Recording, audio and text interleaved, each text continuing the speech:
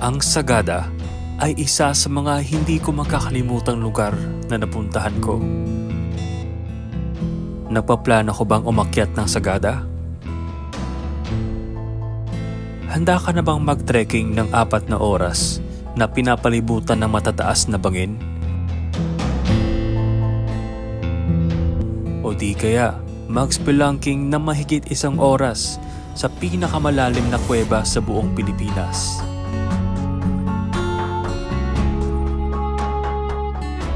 Handa ka na bang imulat ang iyong mga mata sa kanilang di-pangkaraniwang kultura? Samahan mo ko sa aking paglalakbay papuntang Sagada.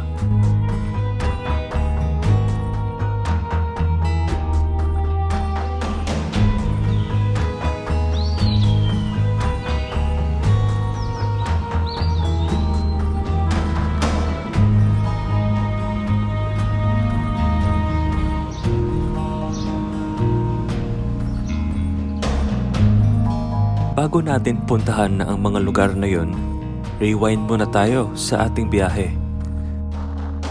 Galing akong Leyte and I took a 1-hour flight to Manila.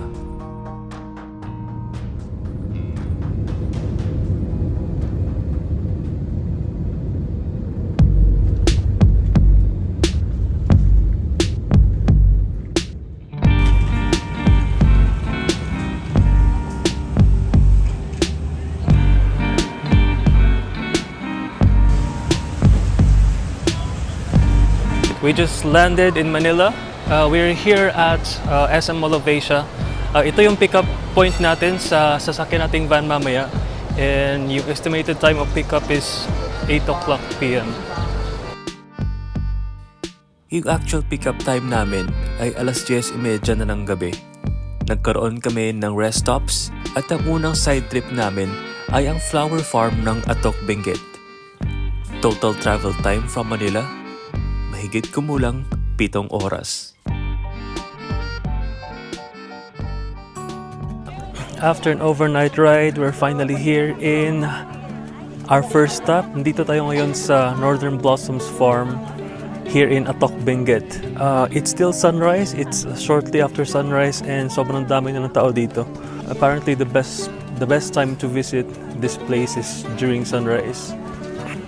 As you can see, there are lots of species of flowers and may mga nurseries like this. Sobrang ganda dito, guys. Some cabbage roses. Sobrang ganda. You know what, I realized na mas okay talaga pag sunrise dito kasi kung tirik na yung araw, it can be harsh. Like I said, the farm extends up to 2 hectares up until there. Sobrang ganda, guys.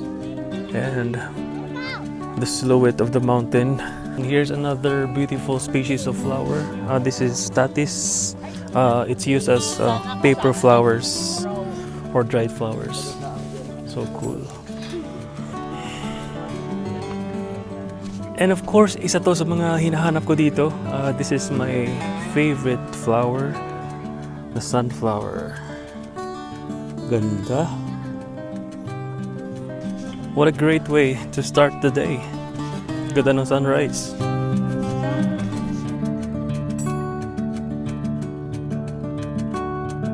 Dito tayo ngayon sa highest point in the Philippine highway system.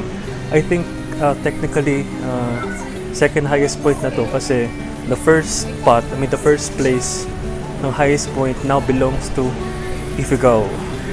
But this place still has an awesome view of the mountain range. Sobrang ganda, guys. After this, we're gonna head to Sagada. It's gonna be a 3 to 4 hour drive. So yan yung van namin. Courtesy of George Travel and Tours. 4.5 oras nga ang biniyahe namin papuntang Sagada. Binaybay namin ang isa sa mga pinakadelikadong highway system sa buong Pilipinas.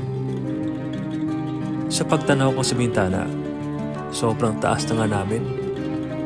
Tanaw na tanaw mo ang bangin at mga bulubundukin ng Mountain Province.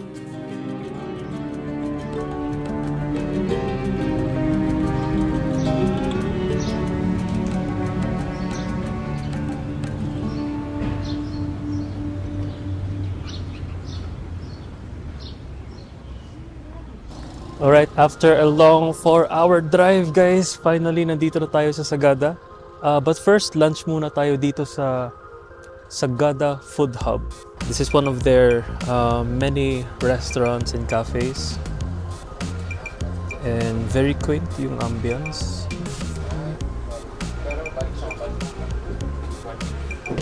So, yun yung spot ko. Sa sobrang pagod at gutom ko, hindi ko na na-video ang sarili ko habang kumakain. We're done with our lunch. After this, mag-check-in muna tayo sa ating homestay accommodation, freshen up a little bit. And after this, we're gonna head straight to the main itinerary, yung hanging coffins, Eco Valley, and everything else. We're about to start our tour. Yung unang sites, the first sites na mga pupuntahan natin are the burial grounds. Kasama na yung public cemetery ng Sagada and their famous hanging coffins. You should take note guys na bawal mag-tour dito without a tour guide. So, it's either you go to an agency or mag-book kayo ng tour sa kanilang tourism office.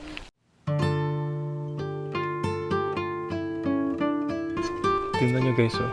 May glass dyan sa gilid. Fascinating.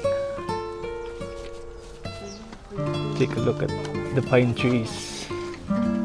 I know it's a weird thing to say, pero sobrang ganda ng cemetery nila guys. Ang ganda ng pine trees. Take a look at that. Sementeryo agad ng Sagada ang unang destinasyon namin. Hindi nga ito ang tipikal na bakasyon, pero mamamangha ka talaga sa kanilang kultura. It's a pleasurable walk kasi ang ganda ng pine trees.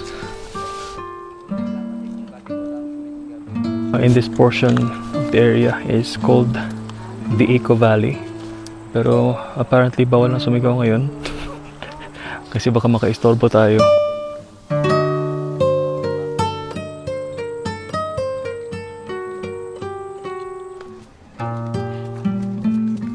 Right, we're heading to the hanging coffins,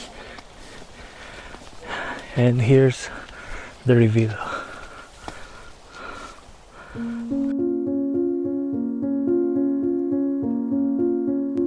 Ito ang walang maliw na tradisyon ng paglilibing sa Sagada na nagsimula pa sa mahigit na 6 na siglo ng nakaraan.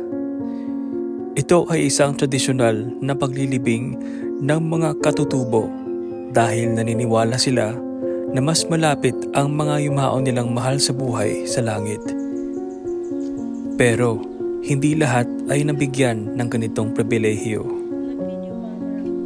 Kung mas mataas ang pagkasabit, mas malaki ang tsansa na mapalapit sa langit. Yun daw ang paniniwala nila. Ang huling libing dito ay noong taong 2010 pa. After the hanging coffins, next stop tayo. We're here at St. Mary's Church. It's just walking distance sa kanilang cemetery. Ang Church of St. Mary the Virgin ay ang pangunahing Episcopal Church ng Sagada. Itinayo pa ito sa taong 1904 ng mga misyonaryo na galing pang Amerika. Gawa ito sa bato. Itinatag ang simbahan na ito ni Reverend John Staunton para ipakilala ang Kristyanismo sa Sagada. Majority ng populasyon dito sa Sagada ay mga Protestante.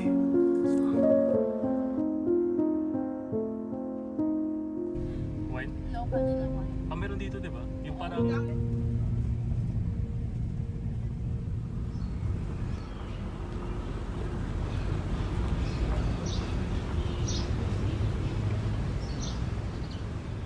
Next stop natin is ang kanilang cave. Sabi ng guide natin, the tour will typically last for between 1 hour and 1 hour 30 minutes. Actually, napakalaki ng cave system nila. This is one of the biggest caves I've ever seen. And surprisingly, walang amoy ng guano. So, again, bawal mag-tour dito if you don't have a tour guide.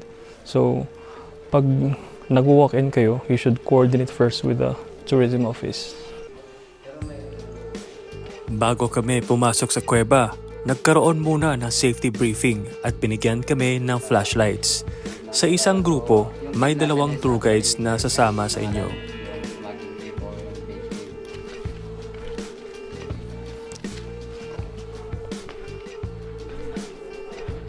Alright, sabi ng kuya, para makontrol yung pacing, mauuna ang mga mababagal.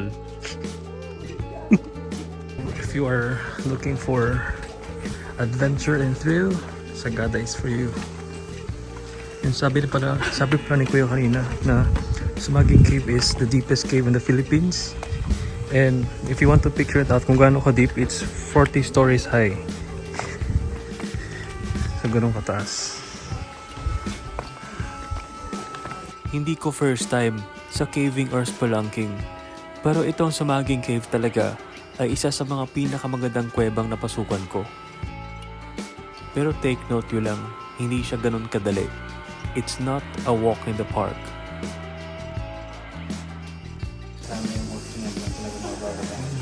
Ang taas guys. So be careful lang dito kasi napaka-slippery talaga ng rocks. Hindi ma'am. Cauliflower. Alam mo kung bakit hindi yan broccoli?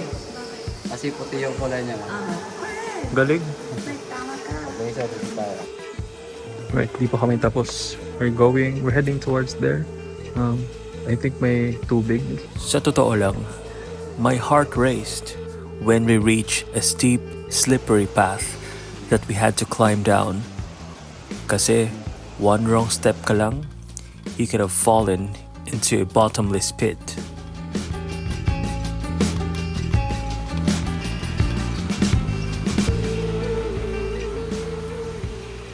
Habang pababa kami, the air got colder and we could see our breath as mist. And finally, sa bottom of the steep path, I looked up and saw how high and challenging it had been to come down. It was pretty incredible that we made it. And from there, our guide started showing us some of the amazing rock formations the cave had to offer.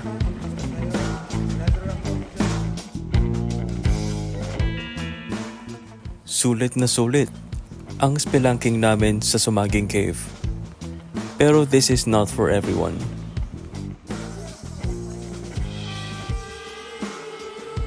Medyo mahirap pababa kasi madudulas ang bato.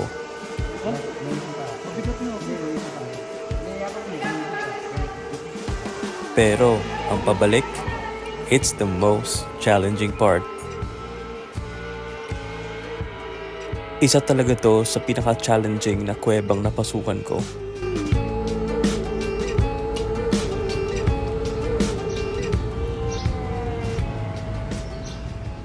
Grabe guys, from trekking sa kanilang cemetery and spelunking sa kanilang cave. I'm about to have my dinner. Lakad-lakad muna tayo sa kanilang streets. Napaka-charming dito sa Sagada guys. Walang traffic, fresh air, and malamig. Alright guys, we are here at Pitik Wine Bar. This is very interesting kasi as you can see, walang nababantay dito. This is an honesty wine store. So kukuha tayo dito sa kanilang traditional wines. We have here the tapay or this is rice wine and bugnay. Try muna natin yung rice wine. Naku, madalasing tayo dito.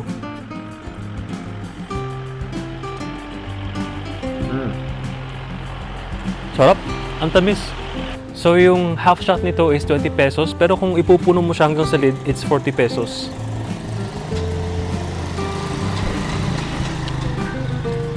And this time, try natin ang kanilang bugnay. Hala, wala nang laman.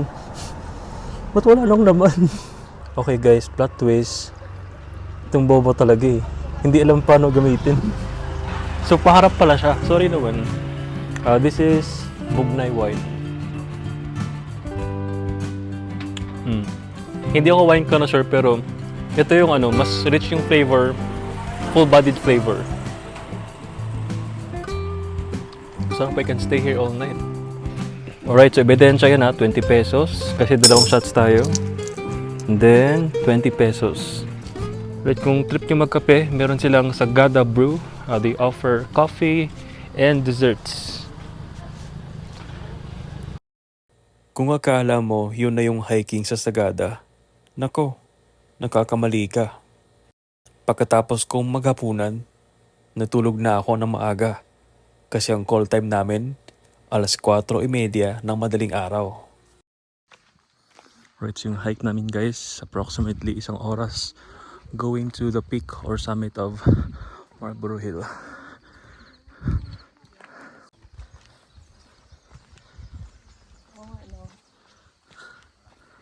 Guys, the sun is rising.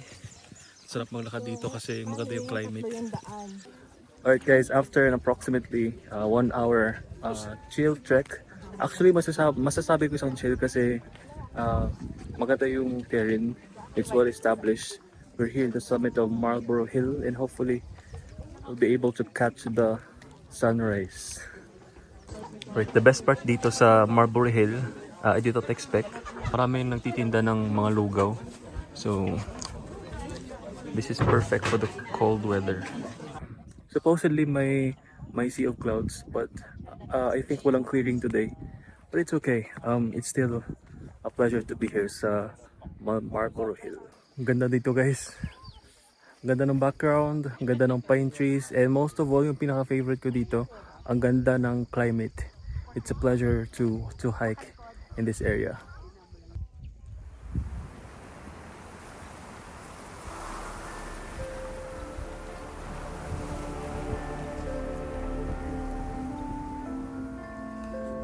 Tumambay muna kami sa isang portion dito sa Marlboro Hill at nang babakasakali na masilayan ang pagsikat ng araw.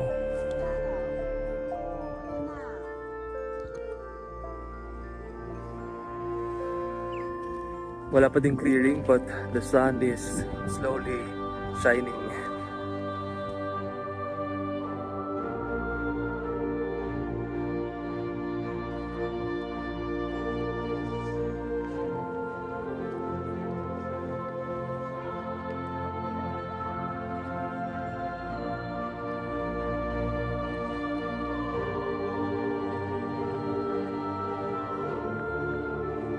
You know what? Tinanggap ko na talaga na hindi kami makakakita ng Sea of Clouds. Kasi weather permitting naman talaga ang mga ganitong atraksyon. Pero it seems na pinampuran nga kami ngayong umaga and we didn't expect this view.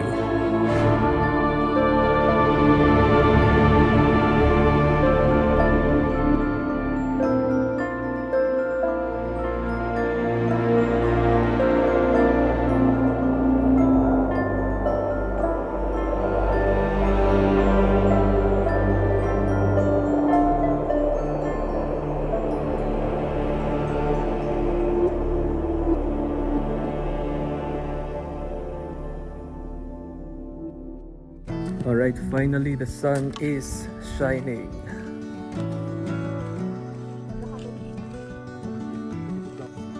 Sarap mag-trek while kumakain. And speaking of kainan, nako, ito ang hindi ko in-expect sa kalagitnaan ng bundok. Alright guys, snack muna tayo.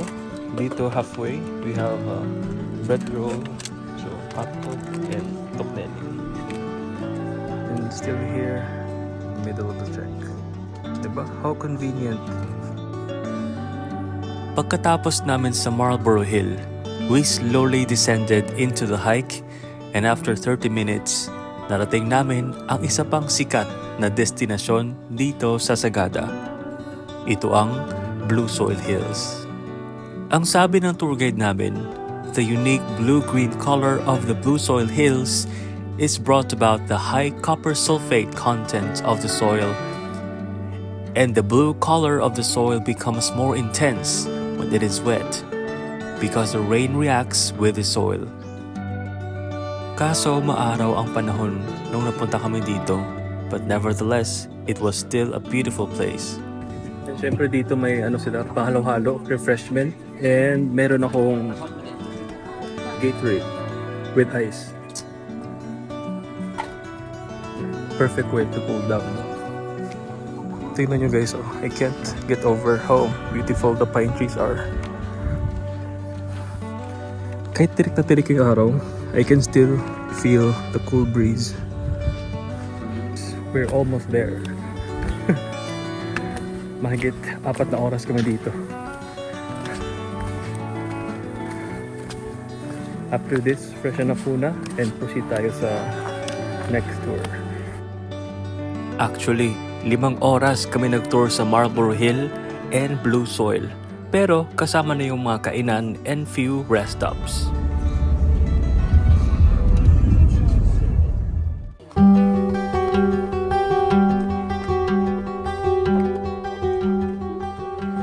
Stoneware and porcelain are high-fired. We specialize in stoneware.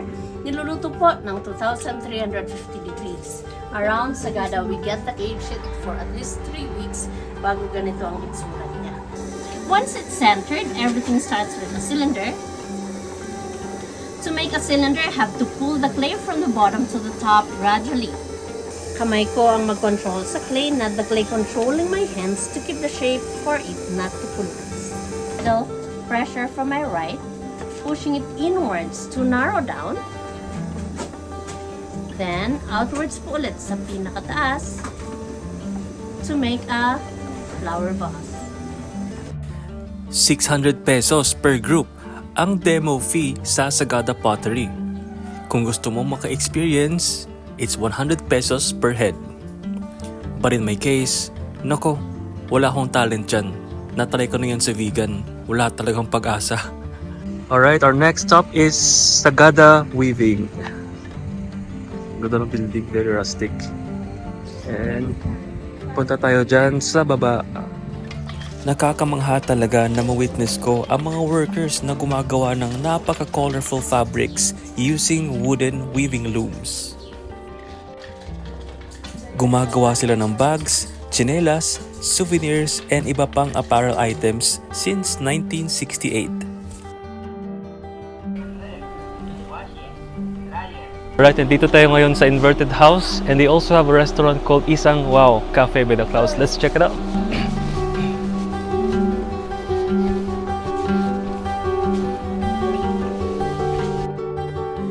Isa talaga to sa mga sikat na restaurants dito sa Sagada. Kaso medyo may kalayuan sa homestay namin, kaya hindi kami nakakain dito. So, yung tanong, worth it ba talagang puntahan ang Sagada? Kung ako ang tatanungin mo, syempre, worth it naman siya. Pero gaya nga ng sinabi ko, malayo talaga ang Sagada. Hindi ito para sa lahat ng turista. If you're looking for luxury, nako, wag na dito. Sagada is ideally a place na mga taong walang arte, adventure seekers na handang mag-trekking, caving at na-appreciate ang kultura. Sabi nga din ng iba, Sagada is a place of healing. Well, siguro nga. Kita nyo naman ganong kaganda ang mga tanawin. Sagada is definitely not your ordinary destination, and that's what makes it special. So paano? Yan lang muna ang Sagada vlog natin. Kung nagustuhan mo ang video na to, paki-like naman at subscribe na din. Nakikita mo ba ang buwis buhay na kalsadang yan? Abangan sa susunod na episode. Aakyat tayo ng Buskalan. Kita-kits!